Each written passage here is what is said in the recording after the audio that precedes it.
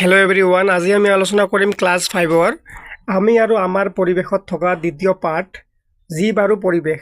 এই পাঠৰ অন্তৰ্গত অনুশীলনীত থকা গোটেইখিনি প্ৰশ্নৰ উত্তৰ অতি চুটিকৈ আৰু সুন্দৰকৈ আলোচনা কৰা হ'ব। প্ৰশ্নৰ উত্তৰবোৰ একেবাৰে চুটিকৈ লিখি দিয়া হৈছে, চ' তোমালোকে ক্লাছটো স্কিপ নকৰাকৈ শেষলৈকে চাই থাকিবা। এতিয়া তোমালোকৰ অনুশীলনীৰ 1 নম্বৰত দিয়া আছে উত্তৰ লিখা। ক নম্বৰ প্ৰশ্ন, পৰিৱেশৰ জৈৱিক আৰু অজৈৱিক উপাদানবোৰ কি কি? ভেৰি ইম্পৰ্টেণ্ট হয়। ইয়াৰ উত্তৰ হ'ব যে পৰিৱেশৰ জৈৱিক আৰু অজৈৱিক উপাদানবোৰ হ'ল উদ্ভিদ, প্ৰাণী, চৰাই চিৰিকটি, অণুজীৱ আদি হৈছে পৰিৱেশৰ জৈৱিক উপাদান, আৰু বায়ু, পানী, মাটি, সূৰ্যৰ তাপ, পোহৰ আদি হৈছে অজৈৱিক উপাদান। তাৰপিছত এতিয়া খ নম্বৰত দিয়া আছে উদ্ভিদক উৎপাদক বুলি কিয় কোৱা হয়? ইয়াৰ উত্তৰ হ'ব নিজৰ আহাৰ নিজে তৈয়াৰ কৰি ল'ব পাৰে বাবে উদ্ভিদবোৰক উৎপাদক বুলি কোৱা হয়। ইয়াত কিয়টো তোমালোকে কাটি দিবা, ঠিক আছে। তাৰপিছত এতিয়া আছে ঘ নম্বৰ প্ৰশ্ন যে উপভোক্তা কেই প্ৰকাৰ আৰু কি কি? ইয়াৰ উত্তৰ হ'ব উপভোক্তা 3 প্ৰকাৰৰ। সেইবোৰ হৈছে প্ৰাথমিক উপভোক্তা, গৌণ বা দ্বিতীয় শ্ৰেণীৰ উপভোক্তা আৰু তৃতীয় শ্ৰেণীৰ উপভোক্তা। তাৰপিছত ঘ নম্বৰ প্ৰশ্নত দিছে যে বিয়োজকে আমাক কেনেদৰে সহায় কৰে? ইয়াৰ উত্তৰ হ'ব মাটিত থকা কিছুমান বেক্টেৰিয়া আৰু ভেঁকুৰে উদ্ভিদ আৰু প্ৰাণীৰ দেহৰ অংশসমূহৰ বিয়োজন ঘটায়, অৰ্থাৎ ক্ষুদ্ৰ ক্ষুদ্ৰ অংশলৈ পৰিণত কৰি গেলি পচি যোৱাত সহায় কৰে। এই গেলি পচি যোৱা অংশসমূহক কিছুমান অণুজীৱই আহাৰ হিচাপে গ্ৰহণ কৰে।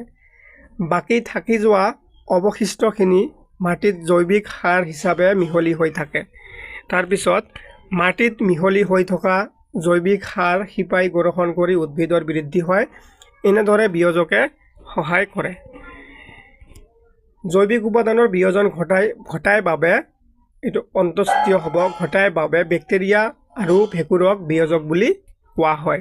এতিয়া নেক্সট প্ৰশ্নত দিছে 3টা পৰিস্থিতি তন্ত্ৰৰ নাম লিখা। এইটো খুবেই ইম্পৰ্টেণ্ট হয়, মনত ৰাখিবা যে 3টা পৰিস্থিতি তন্ত্ৰৰ নাম হ'ল ঘাঁহনি পৰিস্থিতি তন্ত্ৰ, পুখুৰী পৰিস্থিতি তন্ত্ৰ আৰু অৰণ্য পৰিস্থিতি তন্ত্ৰ, ঠিক আছে।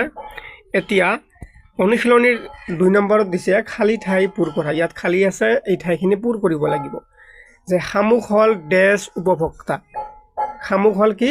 প্ৰাথমিক উপভোক্তা। তোমালোকে খালী ঠাইত প্ৰাথমিক লিখি লোৱা এতিয়াই এনচাৰবোৰ তোমালোকে কৰি ল'বা বহীত বা তোমালোকৰ কিতাপত কাঠ পেঞ্চিলেৰে লিখি ল'বা, তেতিয়াহ'লে তোমালোকৰ উত্তৰখিনি ৰেডি থাকিব পৰীক্ষাৰ কাৰণে। সময় নষ্ট নহ'ব, তোমালোকে সোনকালে ৰিভিজন কৰিব পাৰিবা।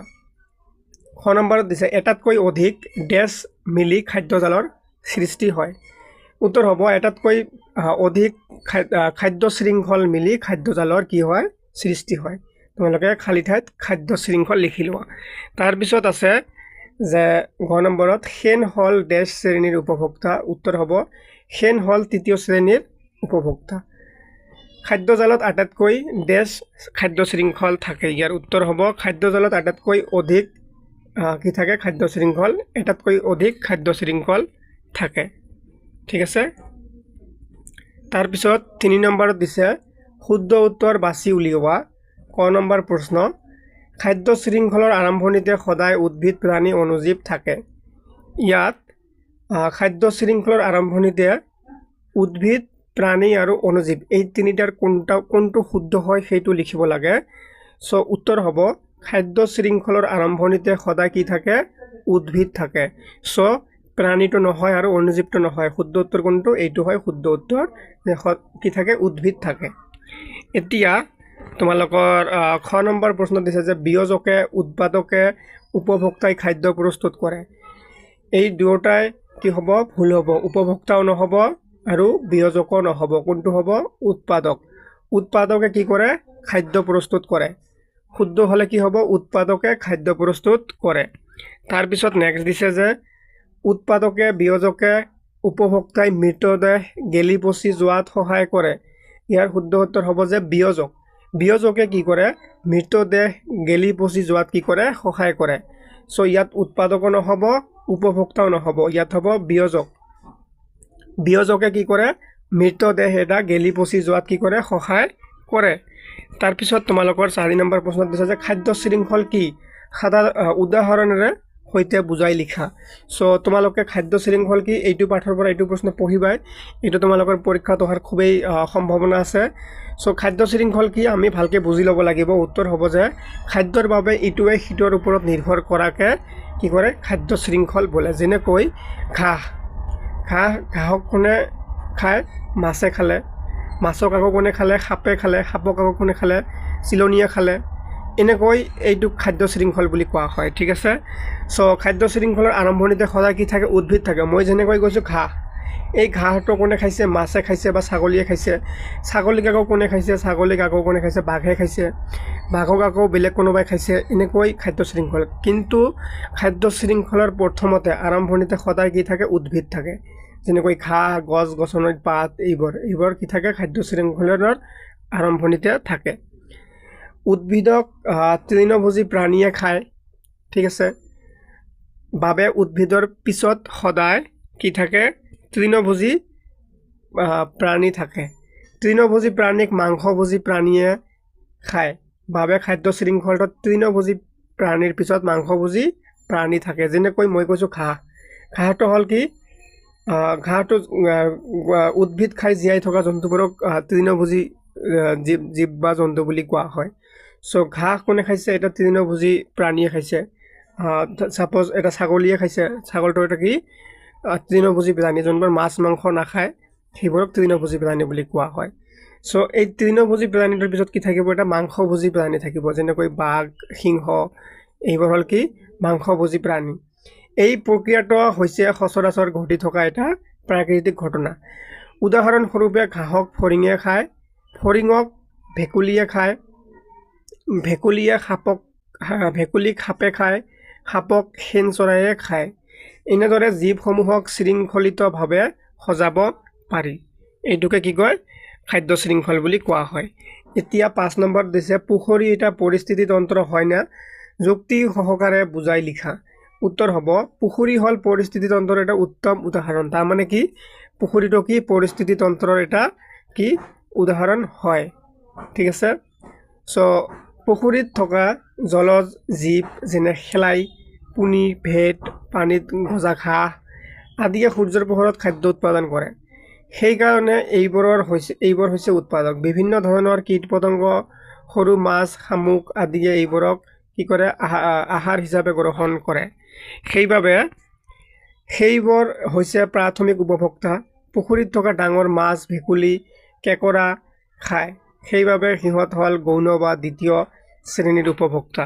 তাৰপিছত কৈছে ভেকুলী কেঁকোৰা মাছ আদিক সাপ বগলী মাছৰোকা চৰাই আদিয়ে খায় এইবোৰেই হ'ল তৃতীয় শ্ৰেণীৰ উপভোক্তা গতিকে পুখুৰী এটা পৰিস্থিতি তন্ত্ৰ ঠিক আছে তাৰপিছত 6 নম্বৰত কৈছে সালোক সংশ্লেষণ বুলিলে কি বুজা ভেৰি ইম্পৰ্টেণ্ট এইটো মনত ৰাখিবা যে সালোক সংশ্লেষণ বুলিলে কি বুজা ইয়াৰ উত্তৰ হ'ব সেউজীয়া উদ্ভিদৰ পাতত থকা হৰিত কণাই সৌৰ শক্তি আহৰণ কৰিব পাৰে উদ্ভিদে বায়ুৰ পৰা কাৰ্বন ডাই অক্সাইড আৰু শিপাই মাটিৰ পৰা পানী শোষণ কৰি লয় হৰিত কণাই আহৰণ কৰা সৌৰ শক্তিৰ সহায়ত কাৰ্বন ডাই অক্সাইড আৰু পানীৰ মাজত বিক্ৰিয়া ঘটি উদ্ভিদৰ পাতত খাদ্য প্ৰস্তুত হয় পাতে খাদ্য প্ৰস্তুত কৰা এই প্ৰক্ৰিয়াটোক কি সালোক সংশ্লেষণ বুলি কোৱা হয় ঠিক আছে মানে সহজ কথাত ক'বলৈ গ'লে উদ্ভিদে যোনটো প্ৰক্ৰিয়াৰে খাদ্য প্ৰস্তুত কৰে সেই প্ৰক্ৰিয়াটোক কি বুলি কোৱা হয় সালোক সংশ্লেষণ বুলি কোৱা হয় এতিয়া 7 নম্বৰত দিছে পাৰ্থক্য লিখা ক নম্বৰত দিছে উৎপাদক আৰু বিয়োজক এই দুটাৰ মাজত পাৰ্থক্য লিখিব লাগে ইম্পৰ্টেণ্ট হয় এইবোৰ উৎপাদক হ'ল পুখুৰী হ'ল পৰিস্থিতি তন্ত্ৰৰ এটা উত্তম উদাহৰণ পুখুৰীত থকা জলজ জীৱ যেনে শেলাই পুনি ভেট পানীত গজা ঘাঁহ আদিয়ে সূৰ্যৰ পোহৰত খাদ্য উৎপাদন কৰে সেইকাৰণে এইবোৰ হৈছে কি উৎপাদক বিভিন্ন ধৰণৰ কীট পতংগ আৰু সৰু মাছ শামুক আদিয়ে এইবোৰক আহাৰ হিচাপে গ্ৰহণ কৰে সেইবাবে সেইবোৰ কি উৎপাদক হয় আৰু বিয়োজক হ'ল উদ্ভিদ বা প্ৰাণীৰ দেহ মৃত্যু হ'লে কিছুদিন পিছত মৃতদেহটো গেলি পচি যায় কাৰণ মাটিত থকা কিছুমান বেক্টেৰিয়া আৰু ভেঁকুৰে উদ্ভিদ আৰু প্ৰাণীৰ দেহৰ অংশসমূহৰ বিয়োজন ঘটায় অৰ্থাৎ ক্ষুদ্ৰ অংশলৈ পৰিণত কৰি গেলি পচি যোৱাত সহায় কৰে এই গেলি পচি যোৱা অংশসমূহক কিছুমান অনুজীৱই আহাৰ হিচাপে গ্ৰহণ কৰে বাকী থাকি যোৱা অৱশিষ্টখিনি মাটিত জৈৱিক সাৰ হিচাপে মিহলি হৈ থাকে মাটিত মিহলি হৈ থকা জৈৱিক সাৰ শিপাই গ্ৰহণ কৰি উদ্ভিদৰ বৃদ্ধিত কি কৰে সহায় কৰে জৈৱিক উপাদানৰ বিয়োজন ঘটাই বাবে কি হয় বেক্টেৰিয়া আৰু ভেঁকুৰক বিয়োজক বুলি কোৱা হয়। তাৰপিছত কি দিছে তৃণভোজী আৰু মাংসভোজী প্ৰাণীৰ মাজত পাৰ্থক্য লিখিব লাগে। যেনেকৈ তৃণভোজী প্ৰাণীয়ে ঘাঁহ খায় আৰু মাংসভোজী প্ৰাণীয়ে কি খায়? মাংস খায়। উদাহৰণ গৰু, মহ, ছাগলী, হৰিণা, শহাপহু এইবোৰ কি তৃণভোজী প্ৰাণী, কিন্তু বাঘ, সিংহ, শিয়াল আদি হ'ল কি মাংসভোজী প্ৰাণী। তাৰপিছত কি দিছে খাদ্য শৃংখল আৰু খাদ্যজাল এই দুটাৰ মাজত পাৰ্থক্য লিখিব লাগে। খাদ্যজাল হ'ল জীৱবিলাকৰ ইটোৱে সিটোক খাদ্য হিচাপে গ্ৰহণ কৰে। উদাহৰণস্বৰূপে ঘাঁহক ফৰিঙে খায়, ফৰিঙক ভেকুলীয়ে খায়, ভেকুলীক সাপে খায়, সাপক শেন চৰাইয়ে খায়। এনেদৰে জীৱসমূহক শৃংখলিতভাৱে সজাব পাৰি। এনেদৰে খাদ্যৰ বাবে ইটোৱে সিটোৰ ওপৰত নিৰ্ভৰ কৰাকৈ খাদ্য শৃংখল বোলে। খাদ্য শৃংখলৰ আৰম্ভণিতে সদায় উদ্ভিদ থাকে, দুয়োবিধকে খায়।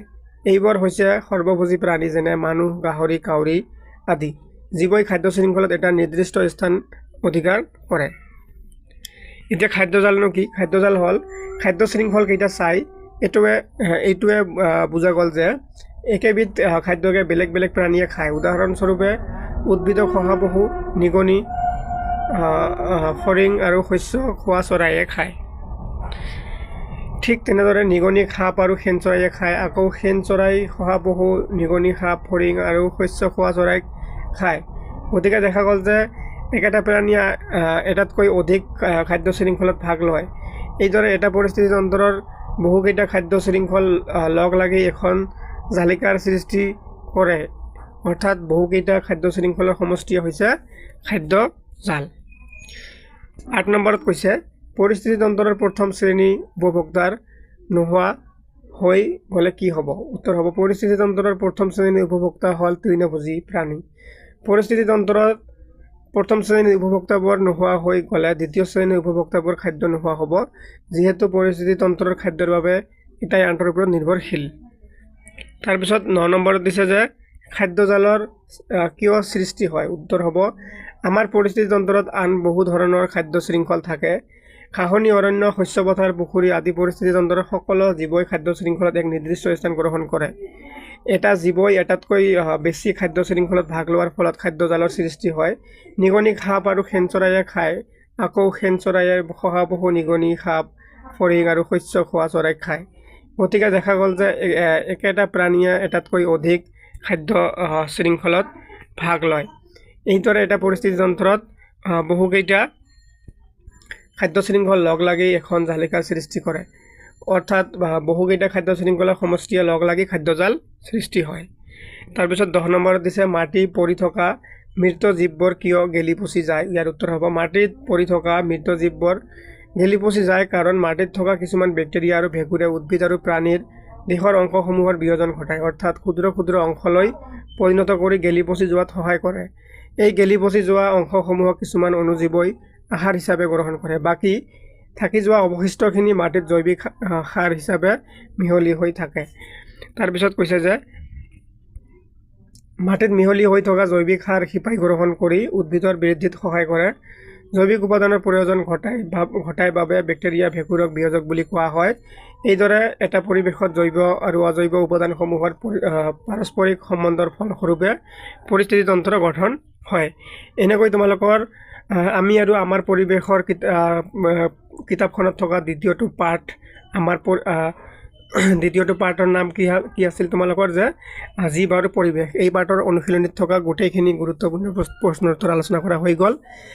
আশা কৰিছোঁ তোমালোকে ক্লাছটো বুজি পাইছা। বুজি পালে লাইক, কমেণ্ট কৰি শ্বেয়াৰ কৰি দিবা আৰু ৰাইমনা ক্লাছেছ ইউটিউব চেনেলটো ছাবস্ক্ৰাইব কৰি দিবা। ধন্যবাদ সকলোকে।